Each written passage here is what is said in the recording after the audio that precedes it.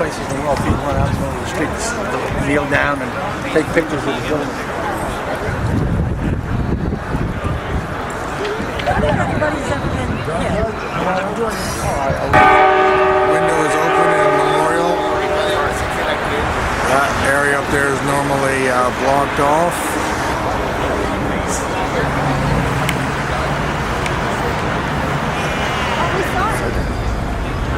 Thanks for coming. My name is John Kellen, and I'm glad to see you all here today. I've got a few very brief remarks. The writer Ambrose Bierce once rather playfully defined truth as an ingenious compound of desirability and appearance. I think that's also a fitting description of the government's account and most media accounts of President Kennedy's assassination. This is the 45th time that citizens from this city and state and from around the country and around the world have come to this plaza to remember John F. Kennedy on the anniversary of his death. About 200 people were here to remember President Kennedy in 1964 on the occasion of the first anniversary. Among them was an Oklahoma woman named Shirley Martin. Mrs. Martin was a great admirer of JFK's.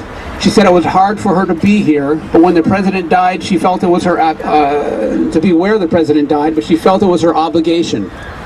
She also felt an obligation to find out who really killed her president. Shirley Martin was among a handful of Americans who read not just the Warren Report, but also the Warren Commission's 26 volumes of supporting evidence, all in an effort to learn the truth. In that endeavor, Mrs. Martin was in a tiny minority. But like those of us gathered here today, she was in the majority of Americans who have never accepted that one lone nut shot and killed John Fitzgerald Kennedy. Government accounts of JFK's assassination have all been ingenious compounds of desirability and appearance, but they have not been the truth. We know the truth is much more terrible. Thank you.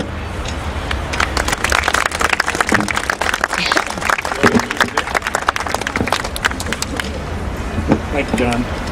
My name is Dick Russell. I've come here from Boston today. I'm the author of 2 books on the Kennedy assassination. I remember I first visited here, I think it was in the 1970s, and I'll never forget the feeling of what it was like being on the grassy knoll. It was night, and there was a presence. There was something that had happened in this area that was just deeply felt, and it's great to see how many people are coming here today. I bring you greetings from Jesse Ventura. He was the governor of Minnesota.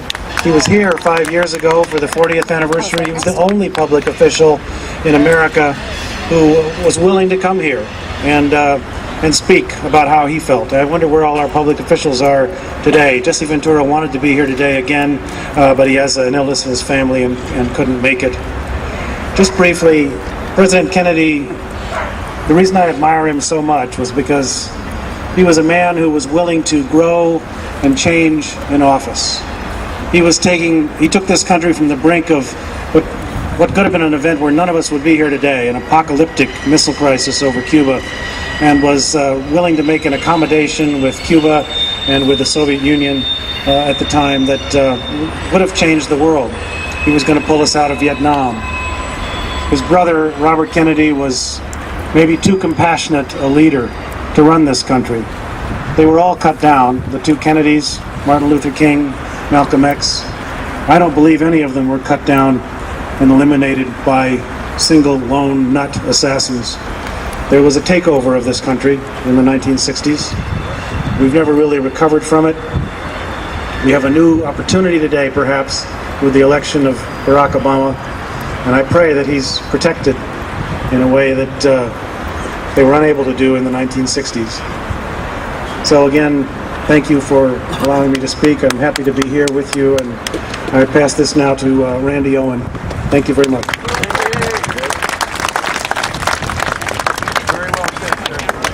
Thank you, Dick. My name is Randy Owen. I'm the MC for the conference this year with Lancer. A little bit of background about me, and I'll make it very brief. I'm a Canadian broadcaster, and I have this message for all of you here. This is a sure sign that American democracy It might have been bruised and battered over the years, but because the fact that you are here to commemorate this event shows that democracy does work. You are a beacon to the rest of the world. The event that happened here, although you might think it was an American tragedy, it was a tragedy for the entire world. And that's all I wanted to get across, and I think the main part of what I wanted to say. To further emphasize the point that this was indeed an international tragedy, our next speaker is the author of a book called No Case to Answer, a detailed look at the investigation that was done back in the 1963 period and 64 by the Dallas police. Would you please make welcome all the way from the United Kingdom, Mr. Ian Griggs.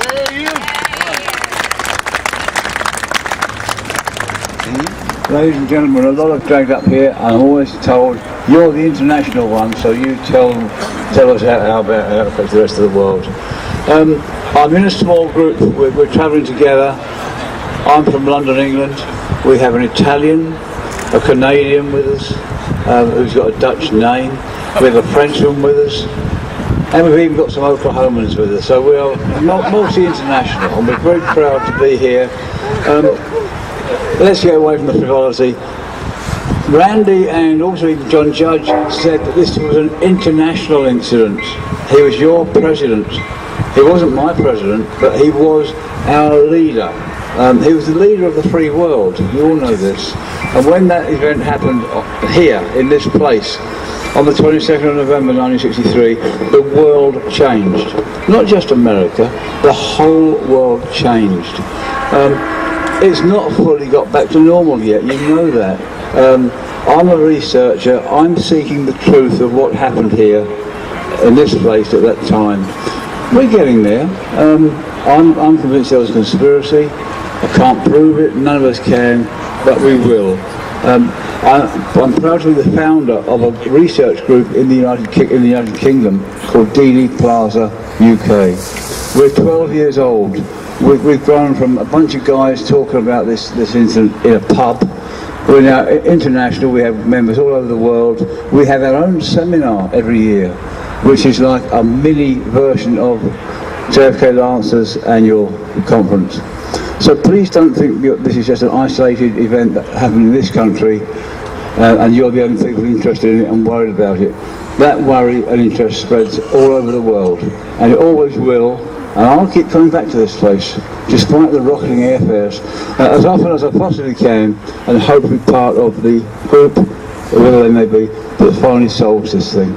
I'm delighted to see you all here. It's a good turnout, and thank you for inviting me to speak to you. Thank you very much indeed.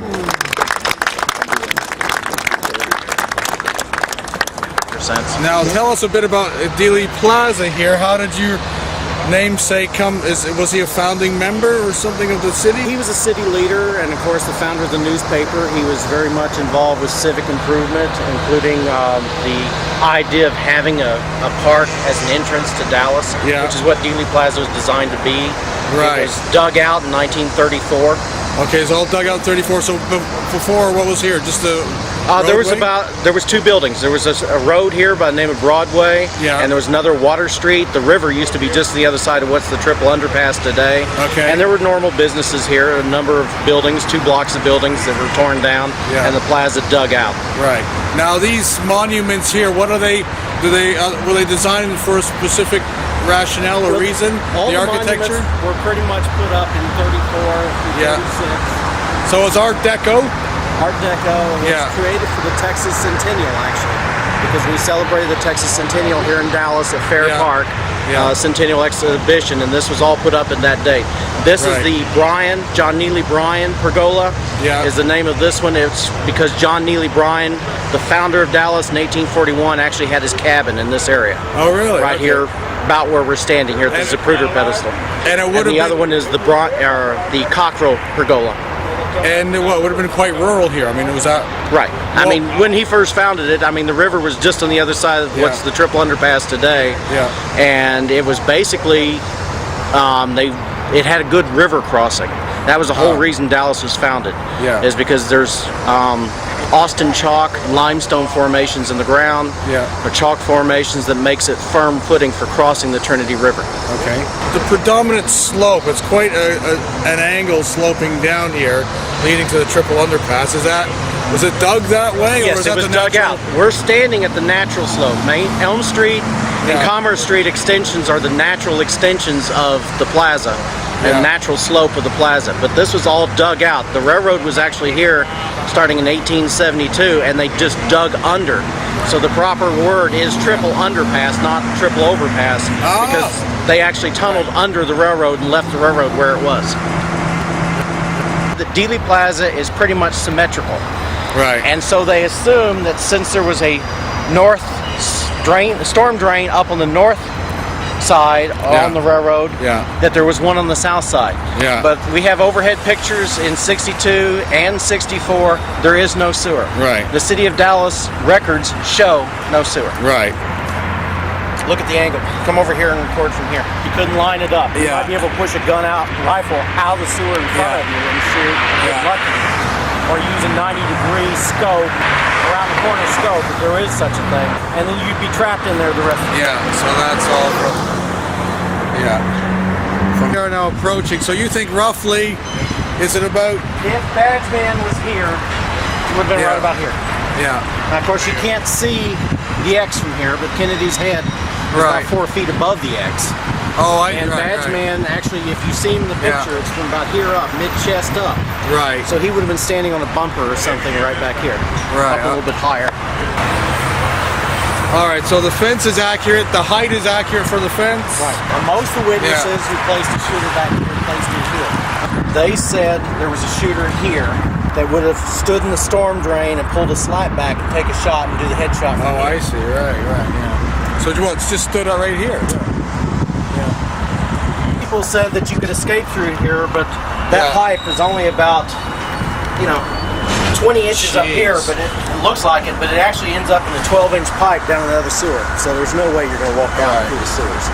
Yeah, you had about 20 or 30 railroad workers up here. Just standing here, And 2 policemen. Right. Blue and white. Again, Tague was right below here, so you can see. So Tague, so Tague was right. James Tague was right below here. Stuck in traffic there on Commerce Street, so he just got out his car and was standing right there. Could have been a shooter anywhere in this parking lot. Any of these places there could have been a shooter. Right, because I mean, this is a natural barrier to.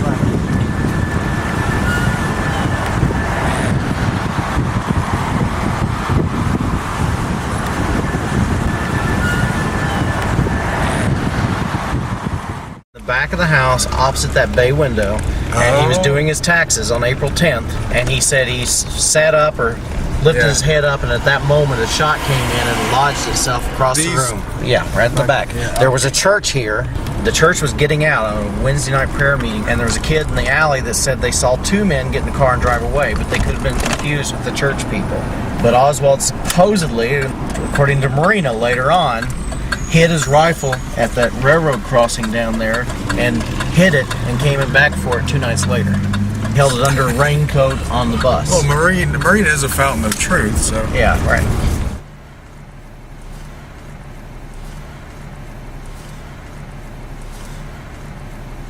As we turn the corner and come on this side of it, you'll see a house over here, the red roof. And as you look past the air conditioner there, you'll see those 4 windows. That was Oswald's room. God, somebody actually owns that now, obviously. Same lady. Same family. Is this Arlene Roberts? No, that's Miss Johnston. Mr. the owner. And that's Oswald's, Jesus, that's his bed, eh? Yep. Tiny. Small room. And, you can see how close the bed is to the walls. 1026 North Beckley. And there's Oswald's room. That's it. Up and gone, never to return.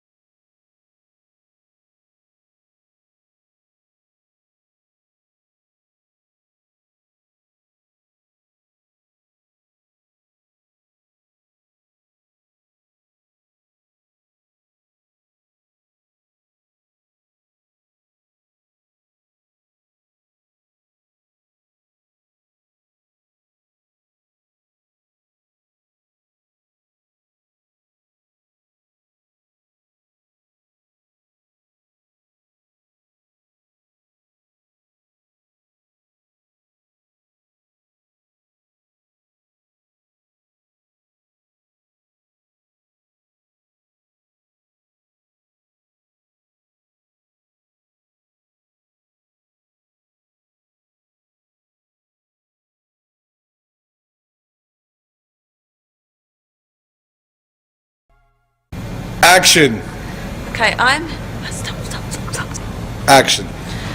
I'm here in the Texas Theatre, and it's November the 22nd, 2008, the 45th anniversary of the assassination of JFK. This is quite a moment for me because this is the first time since coming to Dallas in the last 5 years that I've actually managed to come inside the theatre. And here I am. This is the actual seat where Lee Harvey Oswald sat and where he was arrested.